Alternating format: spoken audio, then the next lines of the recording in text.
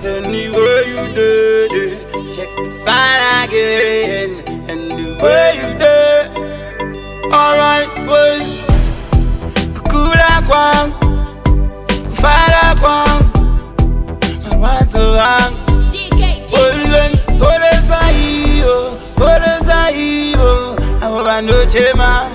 Iyo, polesa iyo, pasina mwe yawe kufema. Pasina mwe yawe kufema. Well, TKT, bouncy Gucci. This time don't do better than food. Anyway me there, need little booty. I may never know how that we not take noise out. A long time, they might take crime. He tell them, we no waste time. The fight are the baddest thing. Everybody know this. Olen, kukura kwangu, fara kwangu, mawazo wangu, andi matere, andi matere, andi matere. Reitika za sarakare, rekani bauze, nekitare, bauze kochi. Nauya nishinge kafeka doro uchi. Bauze kuti, tondopa, toritsa kuti. This time, tinofambira kuzoro zoro. Ndoitiza chimwe chikoro. Panofunga kuti this time ndo wanza doro andizwe chitoro. Well then, alright.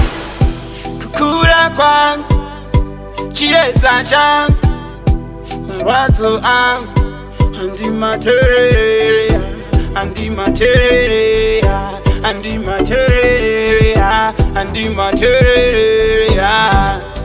Well then, kunevairwadziwa kundiona ndakanaka, kunevairwadziwa kundiona ndakabaka, kunevairwadziwa kundiona ndine zvinhu zvangu, vachiti handevenaka. Aiwa musiki onai, mepo dzemakona dzingai, nekuti ndimi munoona zvandisingaone.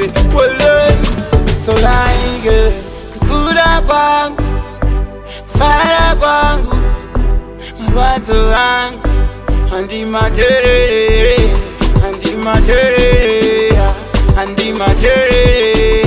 Reitika za sarakare, rekani bauze, nekitare, bauze kuti. Nauya nishinge ndapfeka doro uchi. Bauze kuti, tondopa, toritsa kuti. This time, tinofambira kuzorozoro. Ndoitiza chimwe chikoro. Panofunga kuti this time ndo wanza doro andizwe chitoro. Well then, alright. Kukura kwangu, chiedza changu, marwadzo angu.